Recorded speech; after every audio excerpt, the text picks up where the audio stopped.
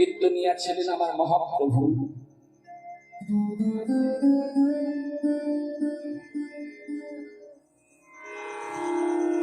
মহাপ্রভু কীর্তন আনন্দে মেতে আছেন শ্রীবাস ঠাকুরের ঘরে। এত কীর্তনে আনন্দ হচ্ছে, এত কীর্তনে প্রেম হচ্ছে, হরিনাম সংকীর্তনে মহাপ্রভু মেতে আছে। হঠাৎ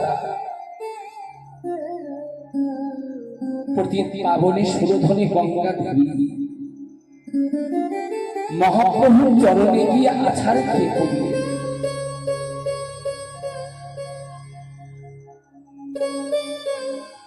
যেই না গঙ্গা দেবী মহাপ্রভুর চরণে গিয়ে আছাড় খেয়ে পড়েছে,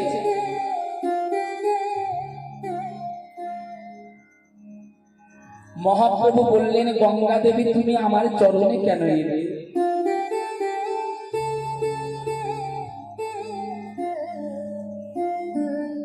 গঙ্গা, তুমি আমার চরণে কেন এসেছো গঙ্গা? প্রভু, বিশ্ব জগৎটাকে শুধু খুঁজেছি, আমার আপন জনাকি। কথাগুলো ভালো করে শুনবেন। মহাপ্রভু বলেছিলেন, গঙ্গা দেবী কেন তুমি তোমার আপন জনাকে কি এখনো পাওনি? গঙ্গা দেবী বলেছিলেন, প্রভু আমি শুধু বিশ্ব জগৎটাকে খুঁজছি যে কে আমার আপন। শুনেনি, কীর্তন শুনতে বসেছেন তোমার, যে সংসারটাকে সারা জনম ভালোবেসেছে, স্বামী বলুন, ছেলে বলুন, মেয়ে বলুন, ভাই বলুন, বন্ধু বলুন, জগতে কেউ আপন নয়। হয়তো আমি কথাটা বলছি, জানি না আপনারা কতটুকু নিতে পারছেন। সংসারের ভালোবাসা কতদিন জানেন? অতি সত্য কথা বলছি। সংসারের ভালোবাসা কতদিন? যতদিন সংসারে আপনি দিতে পারবেন,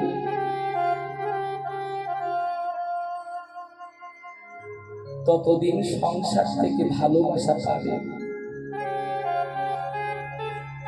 যখন দিতে পারবেন না, তখন যে কিছু পাবে না তা বলবো না। যখন তুমি সংসারে দিতে পেরেছিলে, যতটুকু পেয়েছিলে, দিতে যখন পারবে না, অনেক বেশি পাবে, ভরি ভরি পাবে, ঝুড়ি ঝুড়ি পাবে। কি পাবে জানো? শুধু ঘাত প্রতিঘাত আর শুধু বুকু ভরা ব্যথা।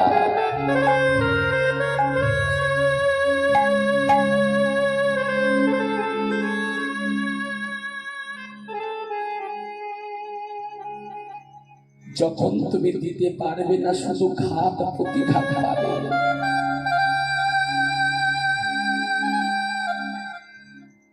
গঙ্গা দেবী মহাপ্রভুর চরণটা পক্ষে জড়িয়ে ধরেছে।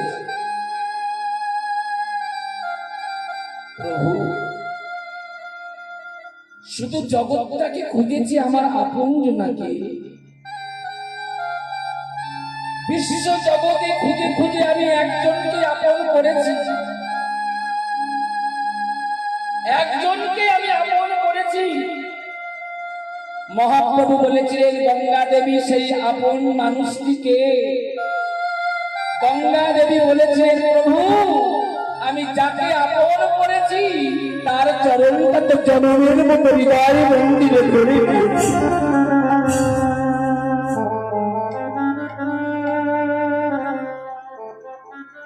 তুমি আমাকে কেন আপন করলে গঙ্গা?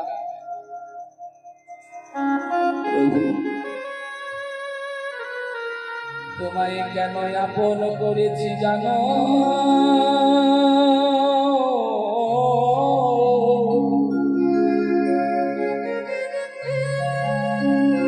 চির চিরদিন জগতে কেউ থাকতে আসি নয়, পারবে থাকতে? ওগো দয়াময়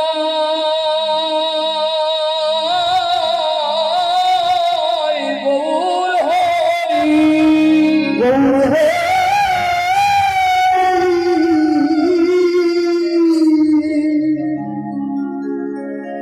তোমায় কেন ভালোবেসেছি জানো?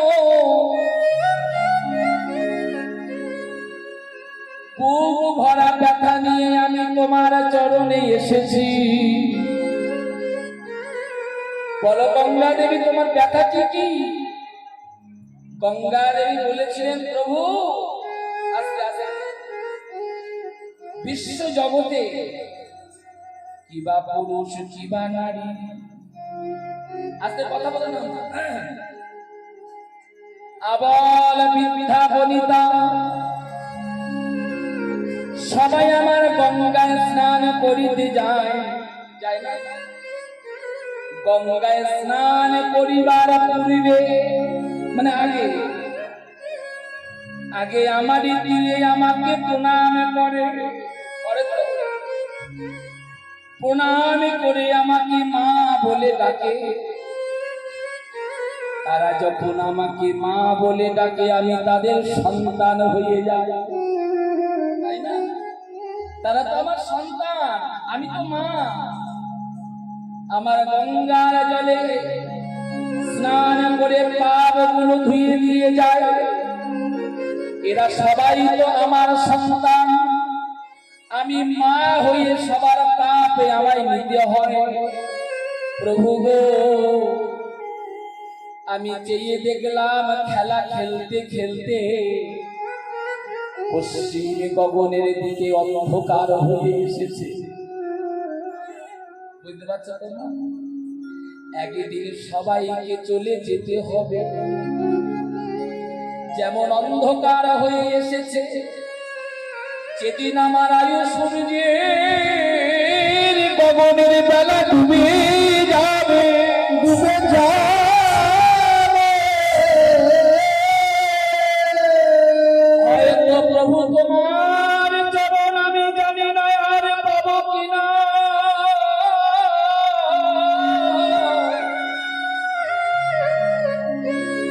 ওগো দয়াময় গৌর হরি,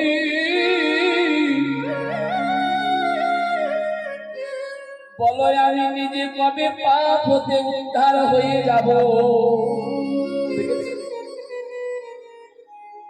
মহাপ্রভু বলেছিলেন, গঙ্গা দেবী আমার চরণে যখন জানিয়ে গেলে আমি কথা দিলাম একদিন তুমি পাপ উদ্ধার হয়ে যাবে।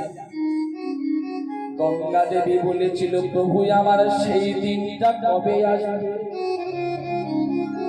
মহাপ্রভু বলেছিলেন, গঙ্গা দেবী তুমি জানতে পারবে। গঙ্গা বলল, আমি কেমন করে জানবো? মহাপ্রভু বলেছিলেন, গঙ্গা দেবী যেদিন তোমারই তীরে ভক্তগণ সঙ্গে নিয়ে খোল করতাল নিয়ে যেদিন আমি উচ্চৈ স্বরে হরিনাম কীর্তন গাইবে,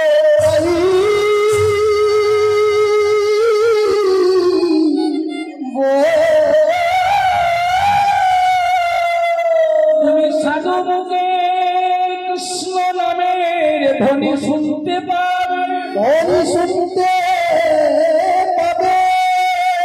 যেদিন বৈষ্ণবের মুখে তুমি নামের ধ্বনি শুনতে পাবে, শুনতে পাবে, সাধু বৈষ্ণব হরি নাম গাইতে গাইতে মহানন্দে নৃত্য করিবে।